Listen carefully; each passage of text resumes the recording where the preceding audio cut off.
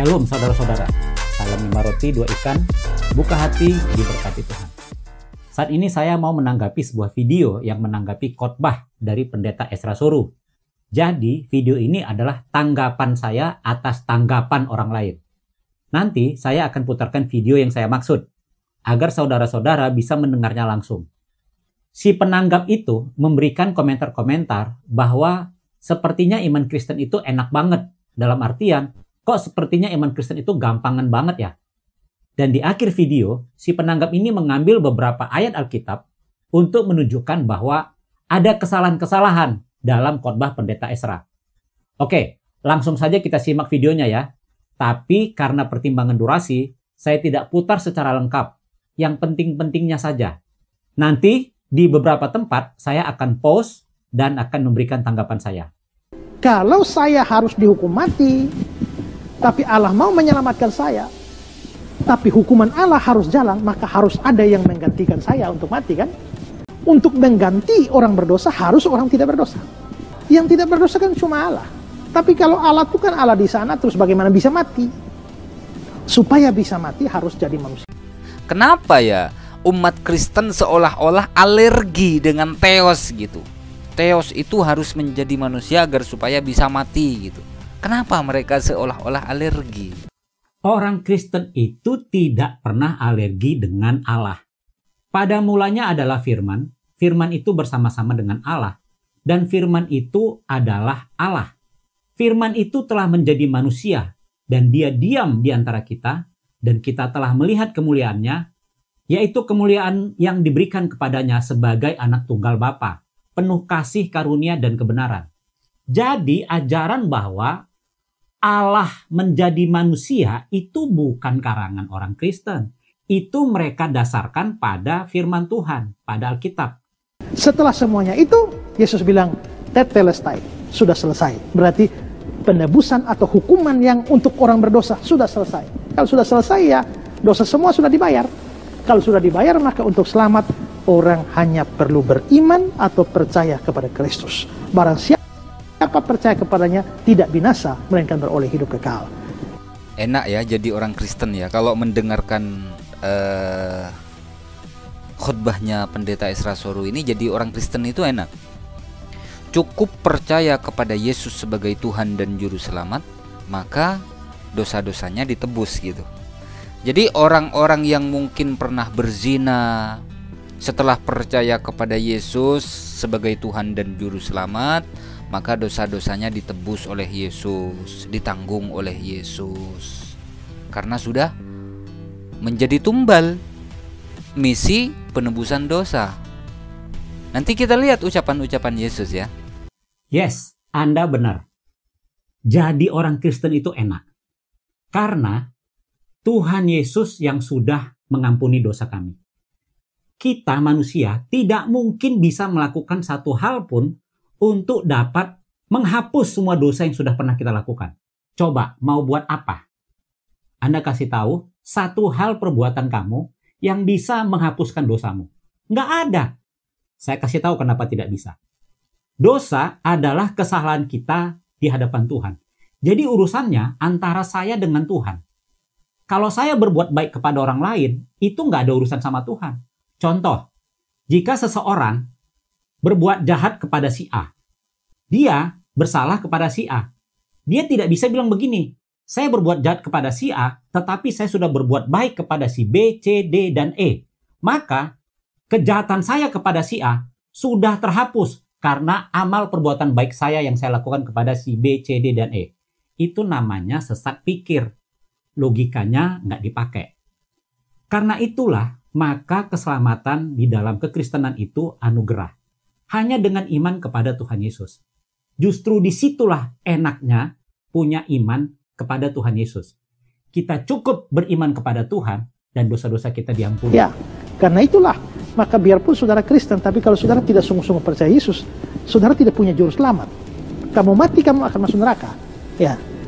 Dan termasuk saudara yang, kalau ada gerombolan sebelah yang kebetulan nonton acara ini, saudara tidak punya juru selamat.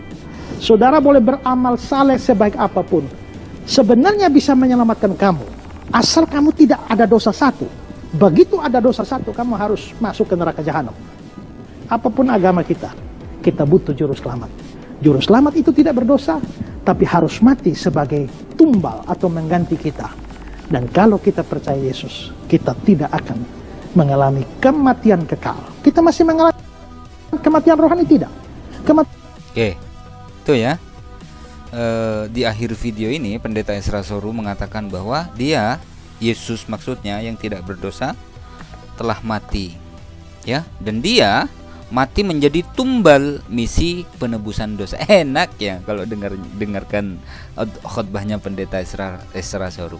Cuman masalahnya adalah, apakah pernah Yesus ini mengaku sebagai firman yang menjadi manusia? Misalnya gini, aku adalah firman yang jadi manusia. Pernah nggak Yesus ngomong begitu? Pertanyaan ini punya logika yang salah. Jadi dia ingin menggiring supaya kita percaya bahwa kalau Yesus tidak pernah mengaku dirinya firman, maka dia bukan firman. Ini logika yang salah. Seorang presiden tidak perlu bilang bahwa dirinya presiden. Saya adalah seorang presiden Republik Indonesia. Supaya dia betul-betul jadi presiden. Tidak perlu. Jadi jika Yesus tidak pernah mengatakan hal itu tidak berarti bahwa dia bukan firman, bahwa dia bukan Allah. Atau Yesus ngomong begini, aku akan mati untuk menebus dosa-dosa kalian. Ada nggak? Kalau ayat ini jelas banget ada, Bung. Satu ayat saja yang saya ambil dulu. Matius 26 ayat 28. Sebab inilah darahku, darah perjanjian yang ditumpahkan bagi banyak orang untuk pengampunan dosa. Yang ngomong ini Yesus. Inilah darahku, kata Yesus, yang ditumpahkan bagi banyak orang untuk pengampunan dosa. Jadi jelas ya, ada ayat di mana Yesus mengakui bahwa dia memang mati untuk pengampunan dosa. Coba dicari, kira-kira ada nggak di dalam Bible ucapan Yesus?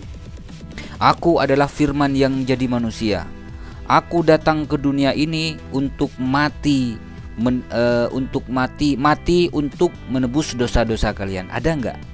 Nggak bakal ada. Ya kalau persis sama seperti yang Anda katakan, ya enggak lah. Orang Anda juga mengatakannya belepotan kayak begitu. Jadi tertulis secara harafiah seperti itu tidak ada. Tetapi maknanya seperti itu, tadi saya sudah kasih ayatnya. Ada orang-orang yang menuntut bahwa Allah itu harus mengatakan secara harafiah persis seperti yang mereka inginkan. Kalau kata-kata di dalam Pancasila itu harus seperti itu. Sila pertama, kedua, ketiga, keempat, sampai kelima harus seperti itu. Tidak boleh satu kata diganggu, tidak boleh satu tanda baca, titik, atau koma digeser-geser. Tidak boleh. Semuanya harus seperti itu. Itu namanya sama persis secara harafiah. Yesus tidak akan pernah berbicara sama seperti yang Anda minta, yang Anda katakan secara harafiah. Itu tidak mungkin. Jadi, logika pertanyaan, di mana pernah tertulis Yesus mengaku dirinya Allah? Sembahlah aku. Kalau tidak ada, berarti dia bukan Allah dong. Itu logika yang salah. Nah, sekarang kita baca nih tulisan yang katanya ini adalah ucapan Yesus. Kita baca ya. Ya, kita baca di Lukas 5 nomor 32. Ini Alkitab Sabda ya teman-teman. Aku datang bukan untuk memanggil orang benar, tetapi orang berdosa, supaya mereka bertaubat. Saya koreksi sedikit ya. Anda membacanya kurang benar. Di situ tertulis bertobat, bukan bertaubat. Ya, bukan supaya mereka percaya kepada aku sebagai Tuhan dan Juru Selamat maka dosanya dihapuskan. Enggak, kata Yesus, tetapi orang berdosa, supaya mereka bertaubat. Nah, untuk pertanyaan Anda bahwa Yesus tidak pernah mengatakan percayalah kepadaku, itu salah total. Itu menunjukkan Anda memang tidak pernah baca Alkitab dengan baik. Ya, saya kasih tunjuk ayatnya. Di dalam Yohanes 14 ayat 1. Janganlah gelisah hatimu. Percayalah kepada Allah, percayalah juga kepadaku. Ku di sini itu Yesus. Karena yang mengatakan ini adalah Yesus. Jadi jelas ya, Yesus pernah mengatakan, percayalah kepadaku. Dan ada juga di Yohanes 6 ayat 40. Sebab inilah kehendak Bapakku, yaitu supaya setiap orang yang melihat anak dan yang percaya kepadanya beroleh hidup yang kekal. Dan supaya aku membangkitkannya pada akhir zaman. Jadi Yesus mengakui bahwa Allah Bapa berkehendak supaya setiap orang yang melihat dia percaya kepadanya. Taubat kepada siapa? Kepada Dia yang mengutus Yesus. Terus di Matius 3 nomor 22. Bertobatlah sebab kerajaan sorga sudah dekat. Nih ada kata bertobatlah. Ingat ya, bukan percayalah kepadaku sebagai Tuhan dan Juru Selamat maka dosamu sudah ditebus. Enggak, bukan seperti itu. Ya, bertobatlah sebab kerajaan sorga sudah dekat. Matius 3 nomor 2. Saya setuju dengan ayat itu. Kita disuruh bertobat karena kerajaan Allah sudah dekat. Masalahnya adalah Anda mengatakan bahwa Yesus tidak pernah mengatakan percayalah kepadaku. Tadi saya sudah jawab. Yesus meminta supaya manusia percaya kepadanya. Lalu di Lukas 11 nomor 4. Dan ampunilah kami akan dosa kami. Nah, ini ampunilah kami akan dosa kami. Nah, di sini kami ini merujuk kepada siapa? Tentu merujuk kepada Yesus dan murid-murid Yesus, orang yang percaya kepada Yesus. Dan ampunilah kami akan dosa kami. Disinilah kesalahan fatal dari tetangga sebelah yang senang sekali membaca-baca Alkitab, tetapi bukan untuk mencari kebenaran. Hanya untuk mencari-cari kesalahan atau mencari hal-hal yang sepertinya kontradiksi. Mereka membaca ayat-ayat Alkitab tanpa mengerti konteks. Yang saya maksud itu bukan Anda harus belajar teologi secara serius di sekolah Alkitab. Bukan. Tetapi baca aja ayat itu di dalam perikopnya, di dalam konteks dekatnya. Baca ayat sebelum dan ayat sesudah. Maka Anda akan tertolong untuk memahami siapakah kami yang ada di situ. Kalau Anda mengatakan kami di situ termasuk Yesus, itu salah total. Kenapa salah total? Karena di dalam ayat ini Yesus sedang mengajarkan murid-muridnya berdoa. Saya bacakan ayat 1-nya ya. Anda langsung membaca ayat 4, nggak baca ayat 1. Disitulah kesalahan total saudara. Pada suatu kali Yesus sedang berdoa di salah satu tempat. Ketika ia berhenti berdoa, berkatalah seorang dari murid-muridnya kepadanya, Tuhan, ajarlah kami berdoa, sama seperti yang diajarkan Yohanes kepada murid-muridnya. Jawab Yesus kepada mereka, apabila kamu berdoa, katakanlah, Bapa, dikuduskanlah namamu, datanglah kerajaanmu, berikanlah kami setiap hari makanan kami yang secukupnya. Dan ampunilah kami akan dosa kami, sebab kami pun mengampuni setiap orang yang bersalah kepada kami. Jelas nggak saudara-saudara? Bahwa kami yang di sini adalah murid-muridnya yang sedang diajari Yesus berdoa. Sekali lagi saya ulangin ya. Yesus bilang begini kepada murid-muridnya. Kalau kamu berdoa, bilanglah seperti ini. Jadi kami di situ bukan termasuk Yesus, tetapi murid-muridnya yang sedang diajarinya berdoa. Jelas ya? Bahwa Anda salah membaca Alkitab. Anda tidak berusaha memahami ayat itu di dalam konteks dekatnya. Jadi saran saya sekali lagi, kalau baca Alkitab, paling tidak baca satu perikop. Baca ayat di atas dan ayat sesudahnya. Jangan tiba-tiba main comot. Itu salah total. Nah, di sini minta ampun kepada siapa ini? Agar supaya dosanya diampuni. Minta ampun kepada siapa? Kepada Dia yang mengutus Yesus. Lalu di Markus pasal 18 nomor 3 dan nomor 4.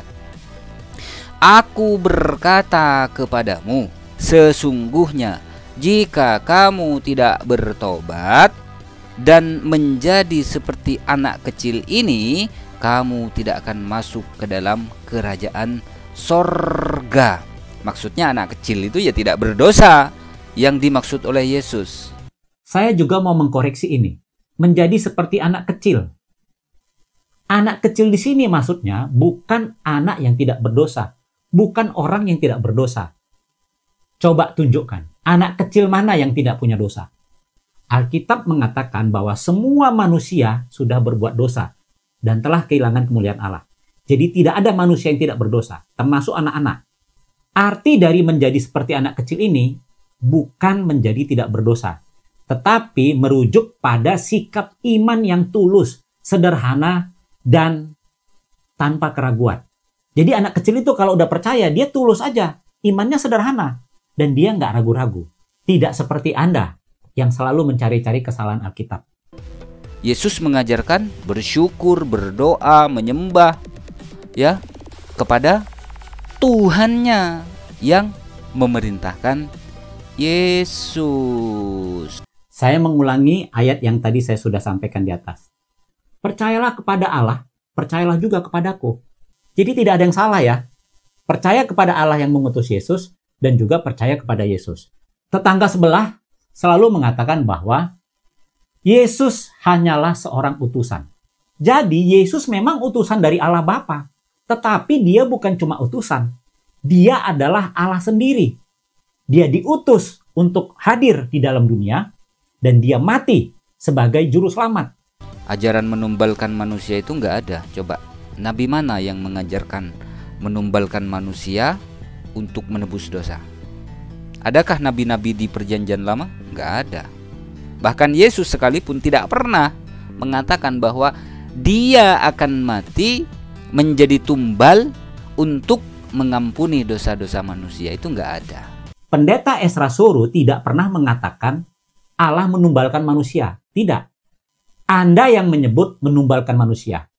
Tetapi saya mau pakai istilah Allah mengorbankan anaknya, Yesus Kristus, yang adalah Allah dan manusia. Kalau Anda tanya, ada nggak nabi yang mengajarkan menumbalkan manusia? Memang tidak ada, karena apa yang Anda bilang itu salah. Nggak mungkin nabi di dalam perjanjian lama mengatakan hal yang salah seperti yang Anda ucapkan. Tetapi prinsipnya pengorbanan itu ada. Itulah yang terjadi dengan semua korban-korban di dalam perjanjian lama. Semua korban-korban sembelihan, korban bakaran, itu menunjuk kepada pengorbanan Yesus. Mohon maaf jika ada silap kata. Wassalamualaikum warahmatullahi wabarakatuh. Mohon maaf juga kalau ada silap kata. Semoga suatu saat nanti Anda percaya kepada ayat-ayat yang Anda baru bahas. Salam 5 roti, 2 ikan, buka hati, Tuhan Yesus memberkati. Sampai bertemu lagi.